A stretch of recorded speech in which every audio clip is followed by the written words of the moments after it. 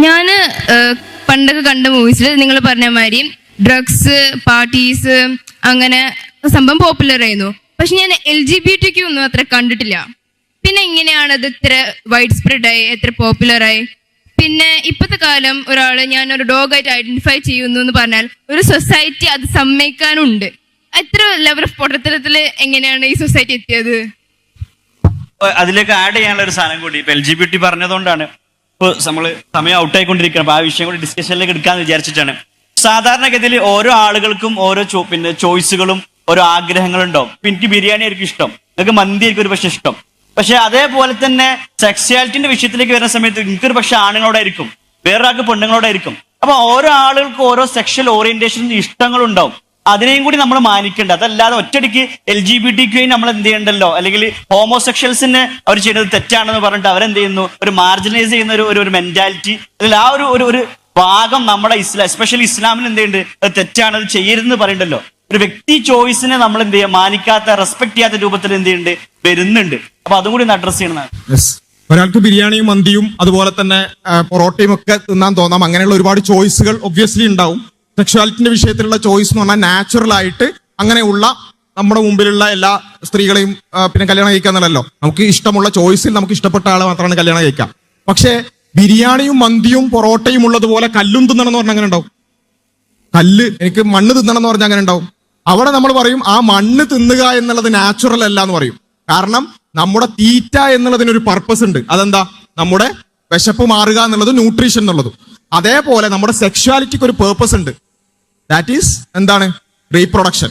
ആ റീപ്രൊഡക്ഷൻ എന്ന് പറയുന്ന കോർ പർപ്പസ് ഇല്ലാത്ത ഒരു ചോയ്സ് ആരെങ്കിലും എടുക്കുകയാണെന്നുണ്ടെങ്കിൽ അവിടെ നമ്മൾ പറയും മനുഷ്യന്റെ സെക്ഷുവാലിറ്റി അവന്റെ പ്രകൃതം നോക്കിയാൽ മനസ്സിലാവും. ആണും പെണ്ണും തമ്മിൽ ലൈംഗികമായി ബന്ധപ്പെടാൻ പറ്റുന്ന രൂപത്തിലാണ് മനുഷ്യന്റെ അവയവങ്ങൾ. അങ്ങനെയാണത് ഉള്ളത്. നമ്മൾ എന്തൊക്കെ പറഞ്ഞാലും അങ്ങനെയാണത് ഉള്ളത്. അപ്പോ അങ്ങനെയുള്ള പ്രകൃതവുമായി നമ്മൾ അതിന് വിരുദ്ധമായ പ്രകൃതത്തിലേക്ക് പോവുകയാണെങ്കിൽ അത് മനുഷ്യന്റെ പ്രകൃതത്തിന് വിരുദ്ധമാണ് നമ്മൾ പറയും. അത് നമ്മൾ പറയുക മാത്രമല്ല, അതിന്റെ ഒരുപാട് ഇംപ്ലിക്കേഷൻസ് നമുക്ക് കാണാൻ സാധിക്കും. ഈ ആണും തമ്മിലുള്ള ലൈംഗിക ബന്ധം എയ്നൽ സെക്സ് വഴിയാണ് നടക്കുക. അത് ചോദിച്ചുകൊണ്ടാണ് അത് പറയുന്നത്. എയ്നൽ സെക്സ് വഴിയാണ് നടക്കുക. എയ്നസ് എന്ന് പറയുന്നത് ഈ പറഞ്ഞ ലൈംഗിക ബന്ധത്തിന് വേണ്ടിയുള്ള ഒരു സാധനം അല്ല. അത് എന്തിനുള്ളതാണ്, നമ്മുടെ വേസ്റ്റ് പുറത്തേക്ക് കളയാനുള്ള ഒരു സാധനമാണ്. ആ നമ്മൾ ബയോളജിക്കലി സ്പീക്കിംഗ് നമ്മുടെ എയ്നസിന്റെ സ്ഫിങ്ക്ടർ എന്ന് പറഞ്ഞാൽ അറിയില്ലേ, ആ അവിടെയുള്ള ആ മസിൽ വൺ വേ ആണ്. വൺ വേ എന്ന് വെച്ചാൽ എന്താ, ഒരു ഭാഗത്തേക്ക് മാത്രം തുറക്കുന്ന ഒരു സാധനമാണ്. എന്ന് വെച്ചാൽ നമ്മുടെ മലം പുറത്തേക്ക് കളയാൻ വേണ്ടി മാത്രം തുറക്കാൻ പറ്റുന്ന രൂപത്തിലാണ് ഒരു ഹ്യൂമൻ ബീങ് ഉള്ളത്. അവന്റെ മസിൽ അങ്ങനെയാണ്. ഇവിടെ ഈ പറഞ്ഞ ഹോമോസെക്ഷുവാലിറ്റിയിൽ നേരെ തിരിച്ചു നടക്കും. അപ്പൊ എന്താ സംഭവിക്കുക വെച്ചാൽ എയ്നൽ സ്ഫിങ്ക്ടർ ലൂസ് ആവും. ഒരു ഭാഗത്തേക്ക് മാത്രം തുറക്കുന്ന സാധനം മറുഭാഗത്തേക്ക് ഉപയോഗിക്കുമ്പോൾ എയ്നൽ സ്ഫിങ്ക്ടർ ലൂസ് ആവും. അവന് പിന്നെ മലം പിടിച്ചു വെക്കാൻ പോലും പറ്റാത്ത അവസ്ഥ ഉണ്ടാവുക. ഇതാണ് ബയോളജിക്കലി അവിടെ സംഭവിക്കുക. അതുകൊണ്ടാണ് ഹോമോസെക്ഷൽസ് പലപ്പോഴും കുറച്ചു കാലം കഴിയുമ്പോൾ പാഡ് ഉപയോഗിക്കേണ്ടി വരും. ഇതൊന്നും നമ്മൾ അറിയാത്തൊരു ലോകമായതുകൊണ്ടാണ് നമ്മൾ ഇതിന്റെ ഒരു കോംപ്ലിക്കേഷൻ എത്രത്തോളം അറിയാത്തത്. പാഡ് ഉപയോഗിച്ചുകൊണ്ടാണ് പലപ്പോഴും കുറച്ചു കാലം ജീവിച്ചു കഴിഞ്ഞാൽ ഹോമോസെക്ഷൽസ് ജീവിക്കേണ്ടത്. ഇപ്പൊ ഞാൻ പറഞ്ഞു വന്നത്, ഇത് എന്തുകൊണ്ടാണ് ഇത് സംഭവിക്കുന്നത്?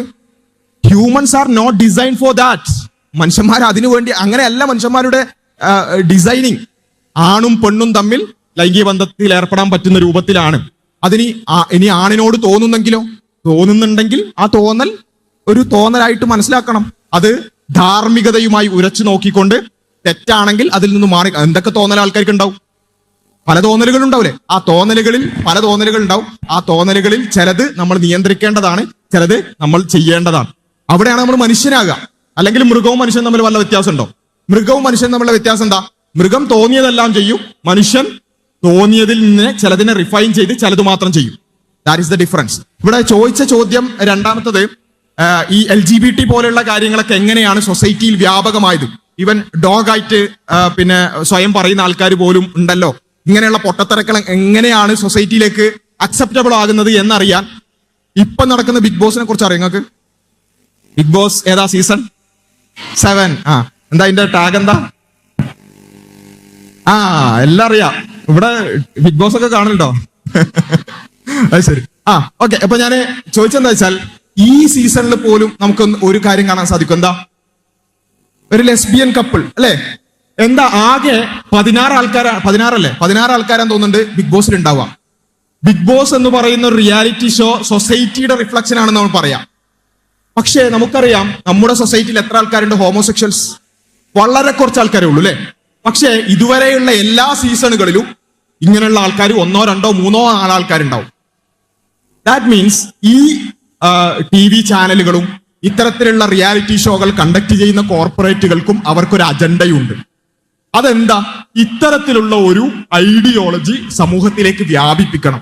അതിനുവേണ്ടിയാണ് ഡിസ്പ്രപ്പോർഷനേറ്റ് ആയിക്കൊണ്ട് എല്ലാ വർഷവും എല്ലാ സീസണിലും ഇത്തരത്തിലുള്ള കാര്യങ്ങൾ ഉൾപ്പെടുത്തുന്നത്. ഇത് ബിഗ് ബോസിന്റെ കാര്യം മാത്രം പറഞ്ഞല്ല, സിനിമ എടുത്തു നോക്കുക.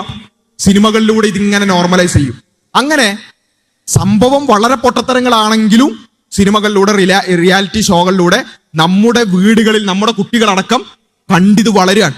ഒന്ന് ആലോചിച്ച് നോക്കുക, ബിഗ് ബോസ് കാണുന്ന ഒരു 6 വയസ്സുകാരിയുടെ ഒരു മെന്റാലിറ്റി ഒന്ന് ആലോചിച്ച് നോക്കുക. അവന് സെക്ഷുവാലിറ്റിനെ കുറിച്ച് തന്നെ ചിലപ്പോൾ അവള് ചിന്തിച്ചിട്ടുണ്ടാവില്ല. ആ 6 വയസ്സുകാരിയുടെ മുമ്പിലേക്കാണ് പെണ്ണും തമ്മിലുള്ള ഇണകൾ എന്ന് പറഞ്ഞുകൊണ്ട് അവരുടെ മുമ്പിലേക്ക് നോർമലൈസ് ചെയ്യുന്നത്. ഒരു അമുസ്ലിമായ ഒരു അമ്മ, ഒരു ഹിന്ദു ആണെന്നാണ് എന്റെ ഓർമ്മ, ഒരു അമ്മ ഫേസ്ബുക്കിൽ എഴുതിയ ഒരു കുറിപ്പുണ്ടായിരുന്നു. എന്റെ ചെറിയ കുട്ടി എന്നോട് ചോദിച്ചു ഇവര് പിന്നെ സിസ്റ്റേഴ്സ് ആണോ എന്ന്. അപ്പൊ അത് ചോദിച്ചിട്ടില്ല, എന്താ മറുപടി പറയാ? അവര് ഇണകളാണെന്നോ? ഭാര്യയും ഭർത്താവും ഇല്ലല്ലോ അല്ലെ? ഭാര്യയും ഭാര്യയാണെന്നോ? എന്താ പറയാ? എങ്ങനെയാണ് അത് എക്സ്പ്ലെയിൻ ചെയ്ത് കൊടുക്കുക? അതെന്നുവെച്ചാൽ ചെറിയ കുട്ടികളിലേക്ക് അടക്കം ഇത്തരം ഒരു ചിന്ത എന്ത് ചെയ്യാണ്? അതിനെ നോർമലൈസ്, അതൊക്കെ നോർമലാണ്. എന്നിട്ട് എന്ത് ചെയ്യും? അവരുടെ കഥ പറയുന്നു, അവരുടെ കഥനകഥകൾ പറയുന്നു. അവരെ ആ നിലക്ക് എന്ത് ചെയ്യുന്നു? സൊസൈറ്റിയുടെ മൊത്തം സിമ്പതി പറ്റിക്കൊണ്ട് അത്തരം കാര്യങ്ങളെ നോർമലൈസ് ചെയ്യാം. ഇത് ഇങ്ങനെ തന്നെയാണ് എല്ലാ സൊസൈറ്റിയിലും ഇത് വ്യാപകമായിട്ടുള്ളത്. ഏതുവരെയും ചോദിച്ചാൽ ഇപ്പൊ യൂറോപ്പിലൊക്കെ പട്ടി മനുഷ്യന്മാരുള്ളതുപോലെ പട്ടികളായിട്ട് സ്വയം ഞാൻ പട്ടിയാണെന്ന് പറഞ്ഞ് കുറെ ആൾക്കാർ നടക്കുകയാണ്. അപ്പോ ഇതൊക്കെ എങ്ങനെ ലോജിക്കലാവാൻ ചോദിച്ചാൽ, ഒരു ആണാണെന്ന് പറഞ്ഞ് പെണ്ണ് നടന്നാൽ എങ്ങനെ ലോജിക്കലാവുക? അതേപോലെ തന്നെയാണ്. അപ്പൊ ഇതിൽ ലോജിക്കൊന്നുമില്ല. ഇതൊക്കെ നോർമലൈസ് ചെയ്ത് അതൊക്കെ ഓരോരുത്തരുടെ ഇഷ്ടമാണെന്ന് പറഞ്ഞു കഴിഞ്ഞാൽ പിന്നെ ഒരു അലകും പിടിയും ഇല്ലാത്ത രൂപത്തിൽ സൊസൈറ്റി എന്ത് ചെയ്യും? ഏത് മണ്ടത്തരങ്ങളും ഏത് പൊട്ടത്തരങ്ങളും അക്സെപ്റ്റ് ചെയ്യുന്ന അവസ്ഥയിലേക്ക് സൊസൈറ്റി പതിയെ മാറും. അതാണിപ്പോ നമ്മൾ കണ്ടുകൊണ്ടിരിക്കുന്നത്.